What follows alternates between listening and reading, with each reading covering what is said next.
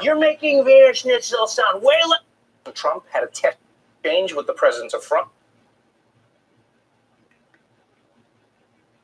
1 minute until showtime.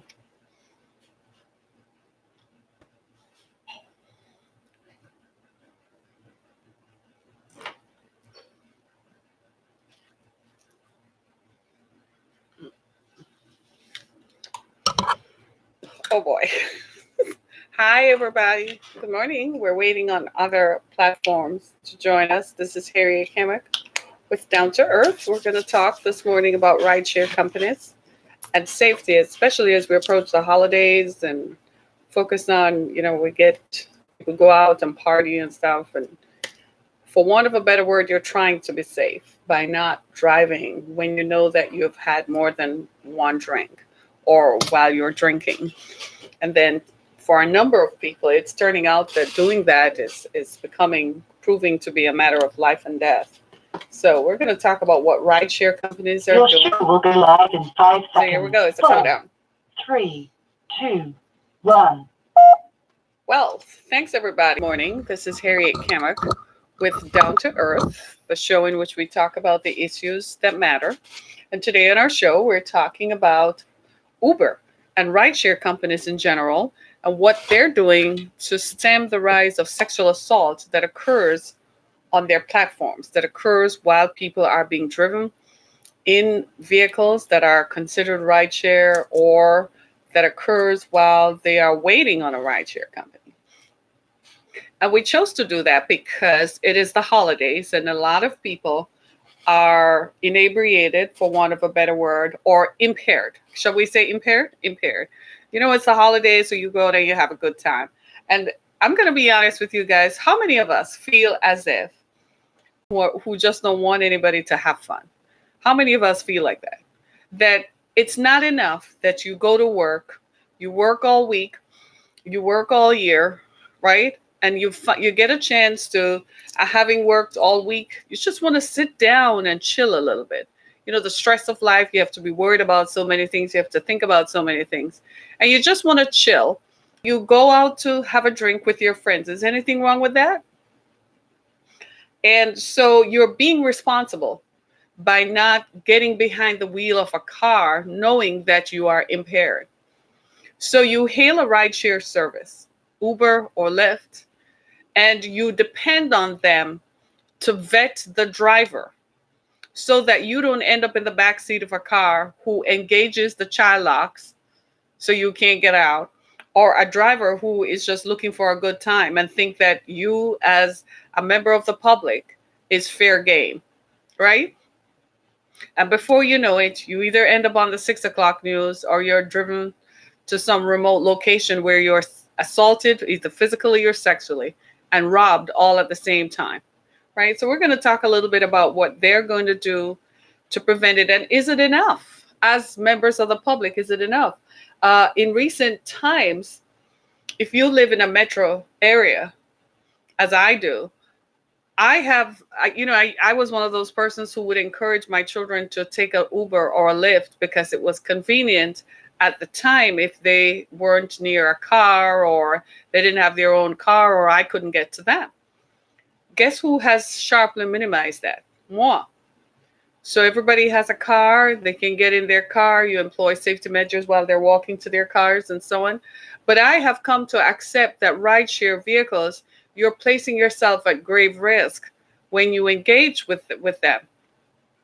So Uber released their report in an effort to be broadly transparent and to draw attention to what is going on, which I applaud them for, because they're letting us know that they are aware there is a problem. And they have itemized and laid it clear what efforts they're making to reduce these from happening now that they're aware that it is a problem. So they're doing something about it. But what about the rest of us? What can we do to make sure you don't end up being a victim of assault? Must have been last year was the last time I used one, to be honest with you.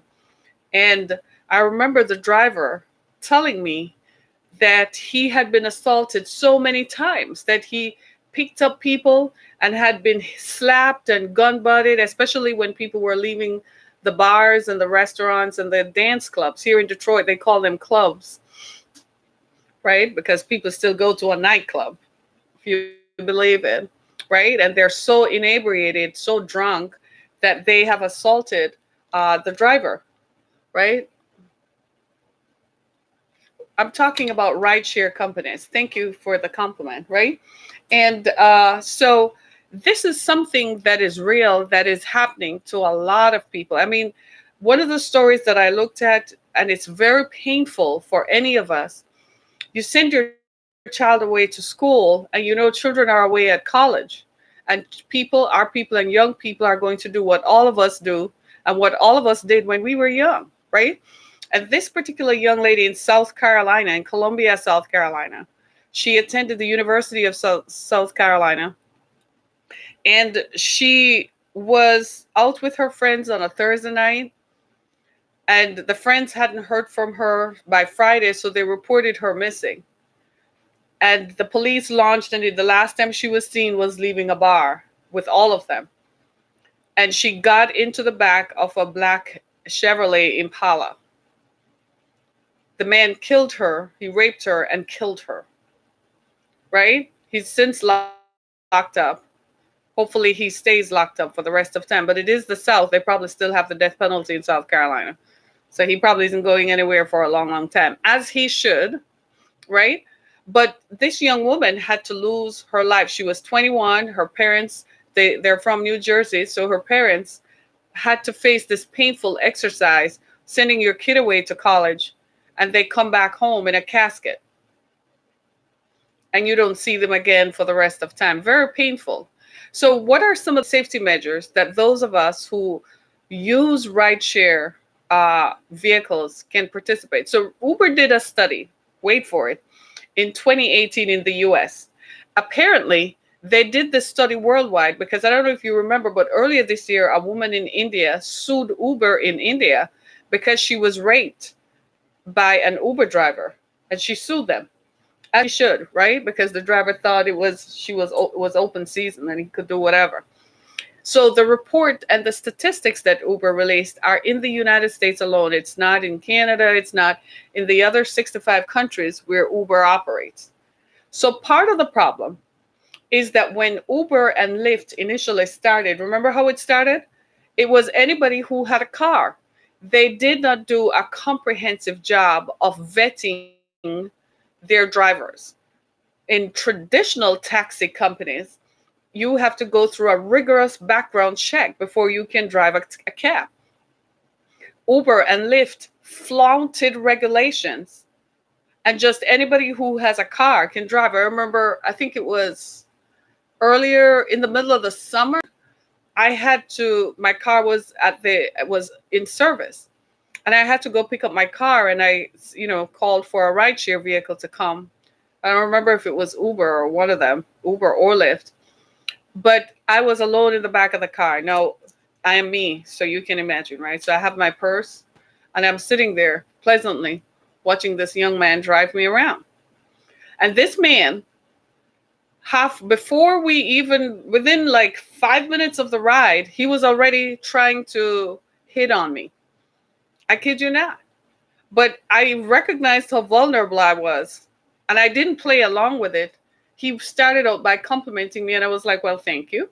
Kind of closing the conversation and paying attention to my phone as a way of making him think. And he would not stop.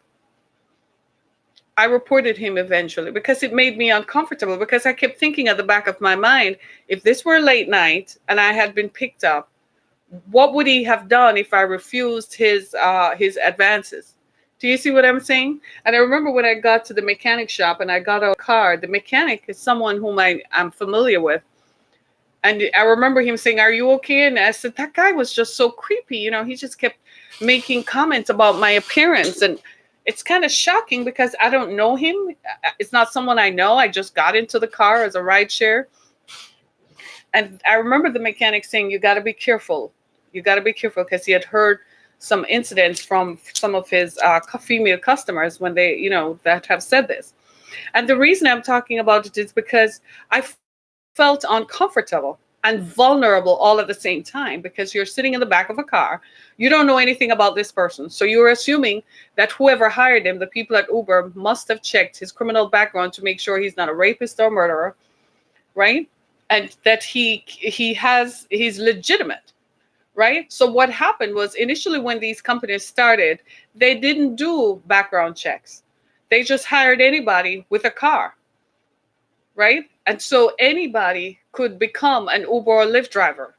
Now then they started by making sure that, oh well, we'll put a sign in the door or so, but you can buy the Uber or Lyft foolishness. You can buy it anywhere, right?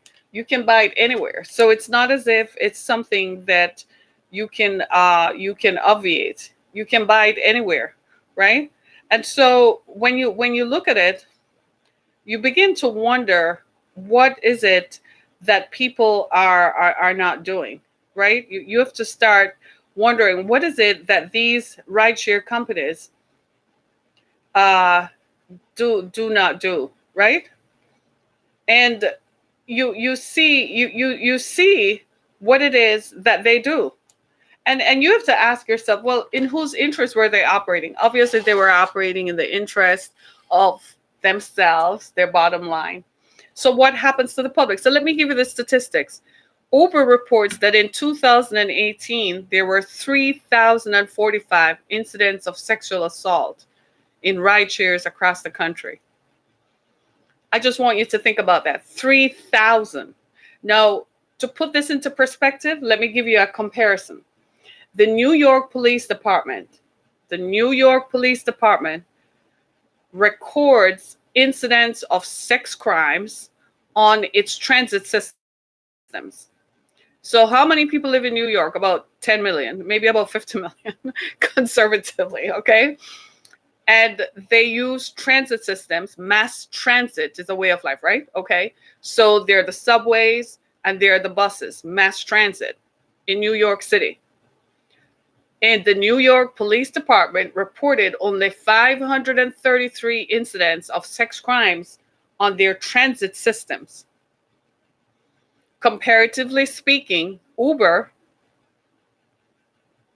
that does not operate as a mass transit system in a concentrated concentrated area, it's across the country. Uber reported 3,045. That's too much. That's way too much. That's a heck of a thing. The chief legal officer at Uber describes, in their defense, this is what he says. He says Uber is a reflection of the society they live in. That's a lame excuse for saying we hired the wrong people and the wrong people have caused us to have problems. And now that we're a corporate entity, we have to do something about it. So in doing something about it, Uber has taken the measure to partner with nonprofits like RAIN that prevents sexual violence and assault and so on, which is a nice way of saying they wrote them a check for them to say nice things about Uber. But the fact is, it is what it is, right? In 2017, there were 2,936 incidents of sexual assault. Some of the incidents that people describe are horrific, where people get into the back of a car. In fact, I'm going to just tell you the truth. There were 55 crashes in 2018, and 9 people were murdered inside of Uber vehicles. That's horrific. That's terrible.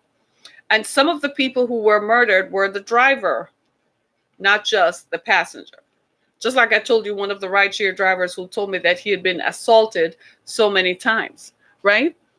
Uber says that it is now implementing a system where it automatically checks drivers' background without them being aware of it. Good for you. Just like the police pulls people over and they check your driver's license and find out that people are doing things that they shouldn't be doing. Well, heck yes, you should. You really should, right? As for Lyft, the same counts for them. Lyft has not revealed what it has found. I dare say we're not going to be alarmed, because if it happens on Uber, it's happening on Lyft. Now, another thing that police officers across the country are saying is that the decals that they hang in the windows, you can buy them online. that says you're a Lyft driver. So here is what is really happening. You want to know what really is happening? What is really happening is that people who have bad intentions are trolling places where they know people congregate. So nightclubs, bars, and restaurants. They know that people and sporting events, right? So a basketball game outside of an arena, right? A football game, a hockey game, that kind of thing, and concerts. So there's an artist playing and so on. What happens is these people who have nothing but bad intentions, they congregate in these places waiting on you and I to step out of these events. More than likely, you're with a group of friends, you met there, so now you're separated.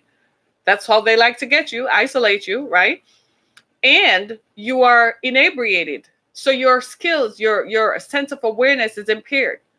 One woman who was sexually assaulted by an Uber driver said she fell asleep. Well, turns out it was not an Uber driver. She got in the back of a wrong car. So here are some things for those of us to look out for. Uber is now saying that when the driver pulls up in the app, it's going to tell you, hey, it's going to tell you who the driver is. It has a picture of the driver. You are to match the make and model of the car with the car that is sitting in front of you. So in the app, it tells you it's a 1999 Chevrolet Impala, if such a thing exists, right? With tag number DJ4 by 5500. So you look for DJ4 5500, black 1999 Chevrolet Impala. Then the driver who is looking for you needs to match the picture. That's a lot of safety measures. So people who are drunk, frankly, they're not gonna be able to look for that. You just think, are you my Uber driver? And some idiot is gonna say yes. Then he whisked them off and sexually assault them and so on, beating people up and so on. Then in some of the reports, but that's another thing, they've blamed the victim. Well, look at how you were dressed. What were you doing out late at that time of the night anyway? That's not helping. People want to go out and have fun, leave people to be people. You got to have an edge and an out with all the stress that you face in everyday life. Do you see what I'm saying? And so these kinds of sexual assaults are continuing. The real problem is the rideshare system. Uber is losing a lot of money because they're getting a lot of bad press. They have been paying out a lot of money to settle lawsuits. It's kind of like the unintended consequence of being too successful too quick. They were making a lot of money because they literally employed a bunch of drivers. Just recently, they purged 40,000. They deactivated 40,000 drivers. You think those people still don't have the decals? You think they're still not driving around trolling, looking for lonely people, lonely young women, or no, I shouldn't say lonely, but alone. You're waiting on a ride. You're so distracted, you're not paying attention. I saw something floating around on my Instagram feed a couple weeks ago where a woman in Houston was having the same problem. She got picked up by a Lyft driver. And instead of driving her usual route to work, he drove around and around until she ended up in a lonely area. Then he stopped. She couldn't unlock the door. He put on the child lock. She couldn't unlock the door. Are you kidding? Are you listening to me? Then she couldn't get out. She couldn't put the window up and down. And then he stopped talking to her and turned the radio up. That's when she knew she had a problem. So she called 911 while she was sitting in the car. But she said initially she was distracted. She wasn't paying attention. She was on the phone because she assumed that the driver who showed up was going to take her and transport her to her destination. So she wasn't paying attention. So it took her a while to realize, why am I not at work for a ride that should take 15 minutes? It's already 25 minutes. And why does the route not look familiar? Eventually, he ended up taking her. He called someone who gave him instructions, and he ended up on a lonely road near a warehouse. When they got to the warehouse, by this time she's hysterical. When they got to the warehouse, guess what? There was a box truck that he was told to back the car into with her in it. The driver unlocked the door thinking he could get out to get her out. Well, she got out of the door and ran for her life. Okay? These things happen because the rideshare platforms do not do a good enough job of vetting the people who use their services. They don't vet them. They don't go through a rigorous background check to make sure these are not people who perhaps, and most, let's just be clear, most people who are going to rape have done so before and more than likely have been through the system. Most people who are murderers have had some interaction with the system. Even if this is their first time killing, they have had some interaction with the system, so they more than likely have a record. When they scan our background or our driver's licenses, it will tell them who we are anyway. It's going to tell if you have had a traffic ticket or if you haven't had one. So why on earth did the rideshare companies initiate this? I don't know. And now we have a history now where people are still getting assaulted. So even now, even after they say they have now implemented this technology that automatically scans people's background checks, it's still not safe enough because there were still 3,045 in 2018. So what were you doing between 2014 and 2018? It didn't occur to you that you needed to automate checking people's criminal background checks? So you waited until people lose their lives before you do something? Do you see what I'm saying? It's something to pay attention to. And especially, my friends, I want you to be here with me when the new year starts, when the next decade starts. So I'm asking everyone to please be careful. If you go out with your friends, right? Maybe we should get back to the days of having a designated driver. You think, right? We should have a designated driver. That designated driver does not touch alcohol that entire time.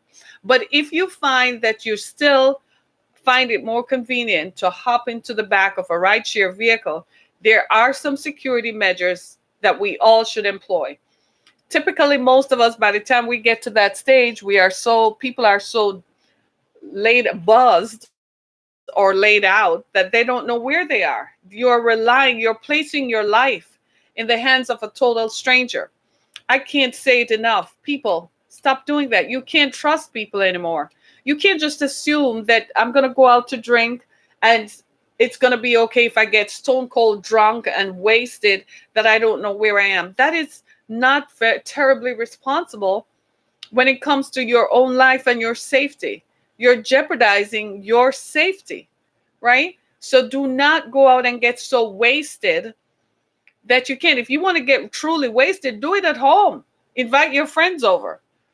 At least you're in an environment that you have some control over. Because there are always going to be people. So what these people do is they're trolling places, knowing that people are looking for their rides. And you're distracted. There's so many people. You're hugging and kissing people, telling them goodbyes. You probably have had too much to drink.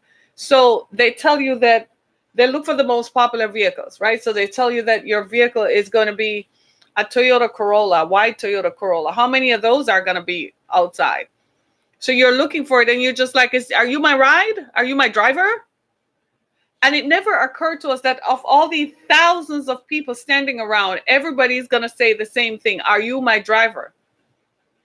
Now, the driver, if he's a true driver, he actually has your information on his phone where he can match your face with the face of the person that's coming in there.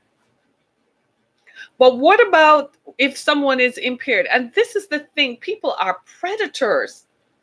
Do you see where I'm coming from? These folks are predators. They prey on the fact that people are impaired simply because they have had too much to drink.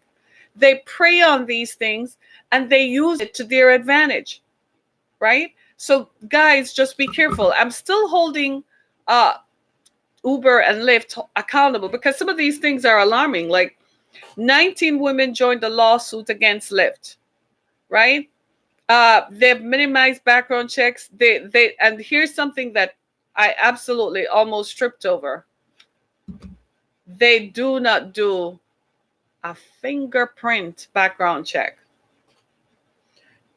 Let's say your driver's name is John Smith, Do you know how many John Smiths are out there? Do you know somebody could go get a whole background, a whole name record on John Smith? Uber does not do criminal background checks with fingerprints.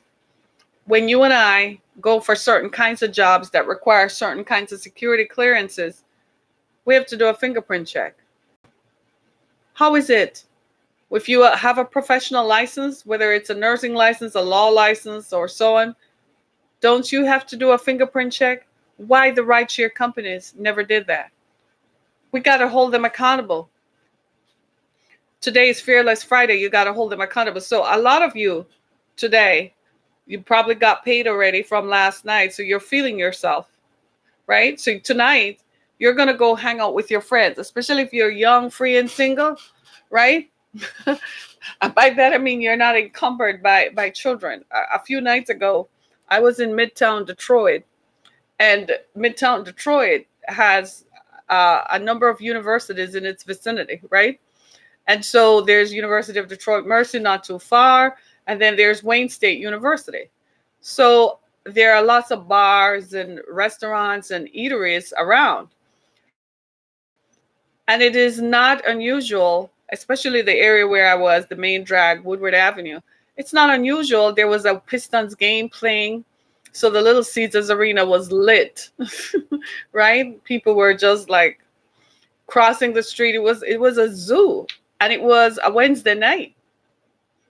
But it was a zoo. There were so many young people, so many people walking the streets, so many people in and out of bars with friends.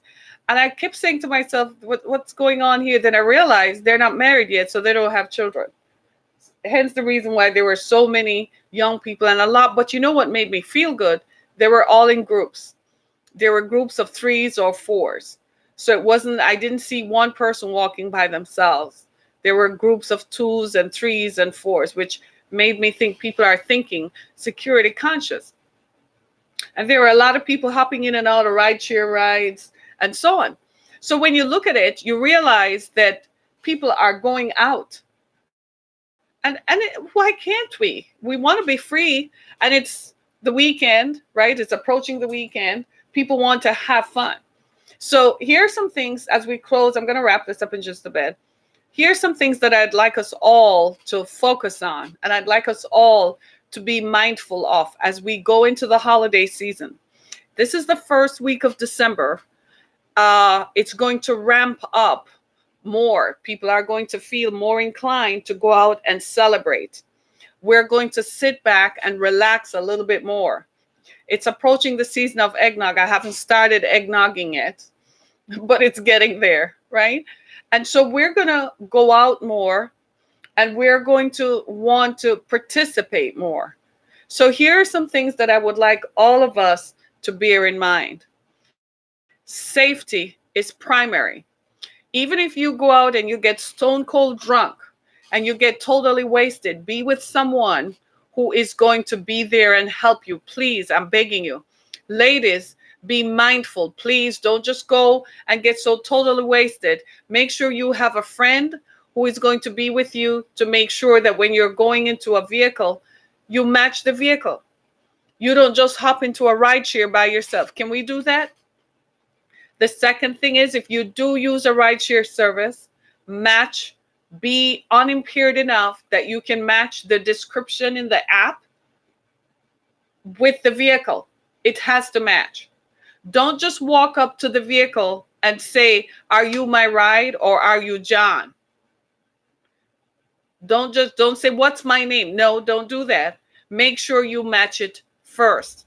The second thing, when you get in the vehicle, open the door yourself to make sure they haven't engaged a child lock, because you can open it from outside when the child lock is on, but you can't open it from the inside.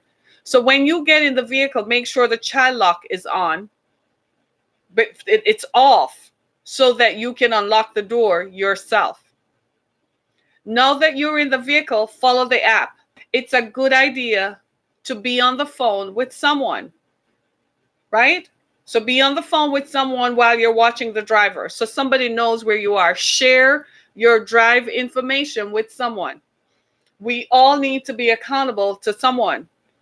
So share your app information. As soon as you get in the rideshare, share it with your mom, even if your mom and dad live in another state. If it's your sibling, your brother, your bestie, whoever, if it's your BFF, whoever, share it with someone.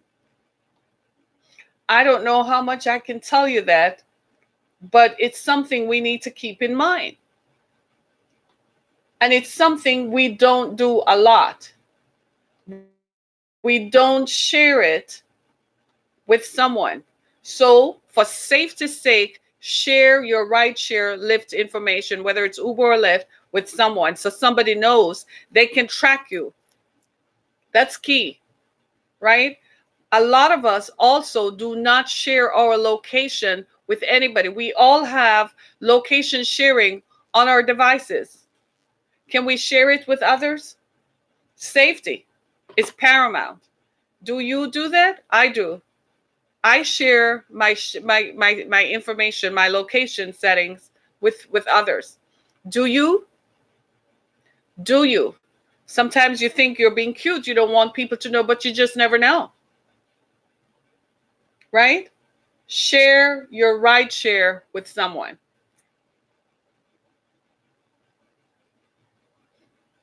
Okay?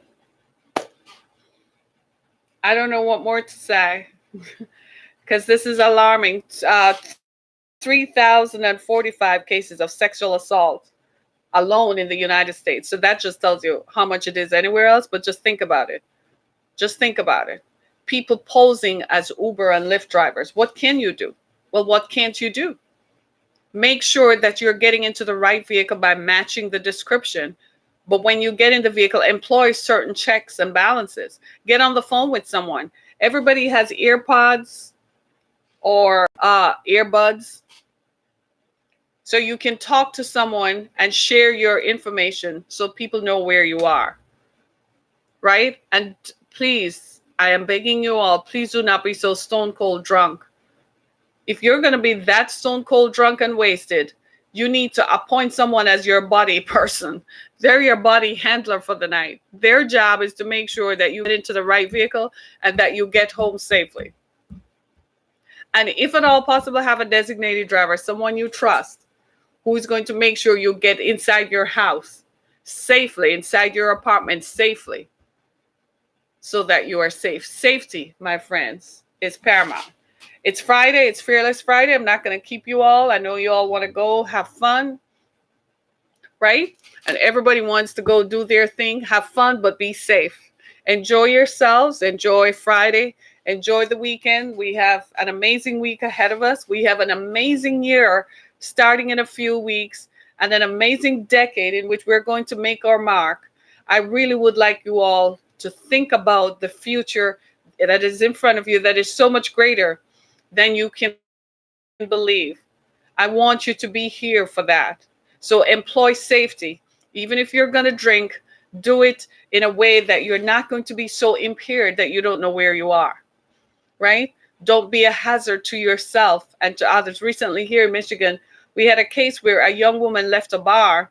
She was so drunk, she entered the highway on the wrong side, on the ramp. She was in the other side.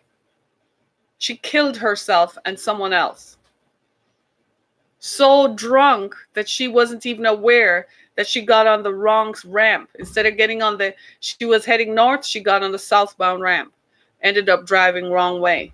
Just a few weeks ago, there was another incident on I-75 North where someone left a bar.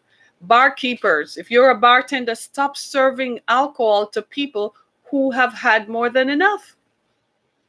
Maybe we need to start holding those folks accountable. Stop it.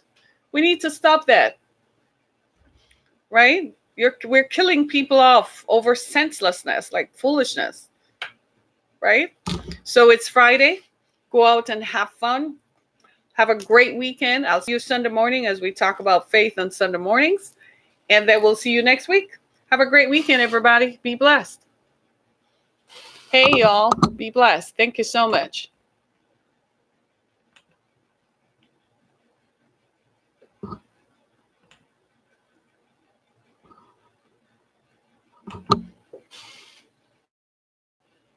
Thank you for using Blog Talk Radio. Goodbye.